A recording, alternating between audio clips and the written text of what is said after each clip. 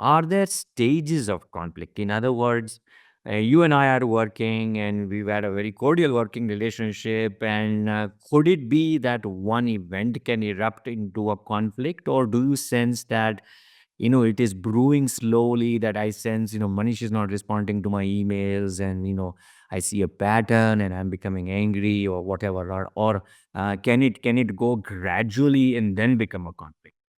Sure, very interesting, Nikhil. So both can happen. And in conventional, I will say it depends. But Right. I would say that mostly is of a kind which simmers. So there is a ground, there's already a established ground for conflict.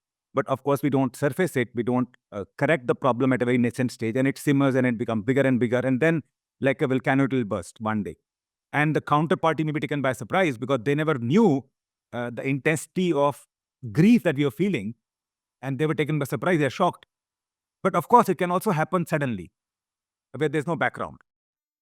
So both can happen. I think in my experience, mostly the one that happens is of the simmering kind. They start small and then we don't address it at time, and then it balloons and becomes volcanic eruption. But let me give you an example. Okay. Now this is from personal life. So I'm not saying my personal life, but everyone's personal life. Suppose you and your partner or spouse, and your partner doesn't like one habit of yours. Let's say someone doesn't clean the washroom after they had a bath. So they leave it wet, or they leave a wet towel on the bed, let's say. Okay. A common complaint. Now, if a spouse tells me, let's say me, a spouse tells me that Manish, you you have left your bathroom wet. Now I have to go take a bath. It I don't like it that way. Can you from tomorrow start wiping the bathroom floor clean, dry before I go for a bath? Or can you please hang your towel to dry and not leave it on the bed? Now, that is a classic concept we call as complaint.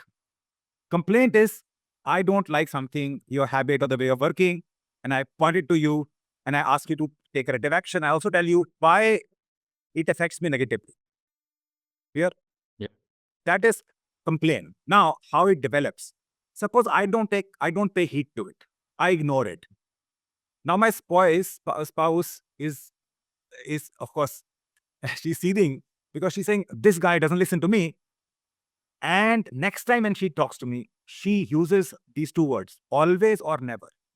Same thing, but adds two words, always or never. She says, you always leave the bathroom floor wet. You always, keep the towel on the bed. You never hang the towel for drying. Now, the moment you use the two words, always and never, a, a complaint becomes criticism.